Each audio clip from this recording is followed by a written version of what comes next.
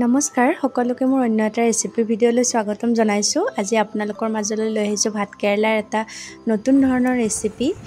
এই ৰেচিপিটো খাবলৈ খুবেই ধুনীয়া হয়। আপোনালোকে যদি ভাতকেৰেলা বেয়াও পায় এইদৰে বনাই খাই চাবচোন। এবাৰ এইদৰে বনাই খালে ভাতকেৰেলা আৰু বেলেগ ধৰণৰ বনাই খাব মন নাযাব। এয়া মই ভাতকেৰেলাখিনি ভালদৰে ৰুকি লৈ এইটো চাইজত এইদৰে কাটি ল'লোঁ গোল গোলকৈ। আৰু এতিয়া মই এয়া লৈছোঁ দৈ মই 3 চামুচ লৈছোঁ। যিহেতু দৈখিনি গোটা হৈ আছিলে গতিকে মই ইয়াতে অকণমান পানী মিক্স কৰি লৈছোঁ আৰু গোটেইখিনি ভালদৰে মিক্স কৰি ল'লোঁ। লৈ ইয়াতে মই দিলোঁ এয়া ৰেড চিলি পাউডাৰ 2 চামুচ আৰু গোটেইখিনি ধুনীয়াকৈ মিক্স কৰি লোৱাৰ পিছত এতিয়া মই ইয়াতে দিলোঁ বাটাৰ 1 চামুচ। আপোনালোকে ঘিউ ইউজ কৰিব পাৰে, মই বাটাৰ দিলোঁ। এতিয়া ভাতকেৰেলাখিনি মই হালধি আৰু নিমখ পৰিমাণ অনুযায়ী সানি লৈ এই গোটেইখিনি মই ফ্ৰাই কৰি ল'ম।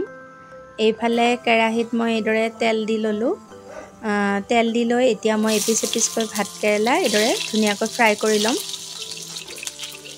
খুবেই ইজি প্ৰচেছ যদিও খাবলৈ খুবেই টেষ্টি এই ভাতকেৰেলাৰ ভাজিখন। আপোনালোকে এইদৰে বনাই চাব আৰু কেনেকুৱা পালে মোক কমেণ্ট কৰি জনাব। এতিয়া ভাতকেৰেলাখিনি মই এইদৰে বাতি এটাত কাঢ়ি লৈ এয়া মই এটা আলু গোল গোলকৈ কাটি ভাজি লৈছোঁ ভাতকেৰেলাৰ চাইজতে।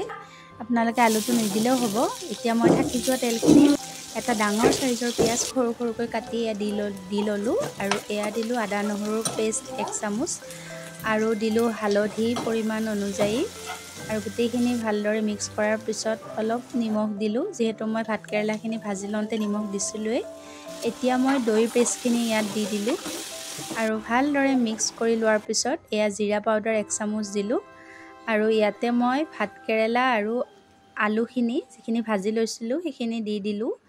দি এইদৰে ভালদৰে ধুনীয়াকৈ মিক্স কৰাৰ পিছত এয়া মিট মছলা মই অকণমান আৰু অকণমান গৰম মছলা দিলোঁ আৰু গোটেইখিনি ধুনীয়াকৈ লৰাই থাকিলোঁ। প্ৰায় 5 মিনিটমান সময় এইদৰে ভাজি থকাৰ পিছত পেষ্টখিনি যেতিয়া শুকাই যাব তেতিয়া মই ভাজিখিনি কাঢ়ি ল'লোঁ। এয়া খাবলৈ খুবেই টেষ্টি হয়, খাই চাব যদি এইদৰে খোৱা নাই। ৰেচিপিটো যদি ভাল পালে লাইক কমেণ্ট আৰু শ্বেয়াৰ কৰিব। আজিলৈ বাই বাই।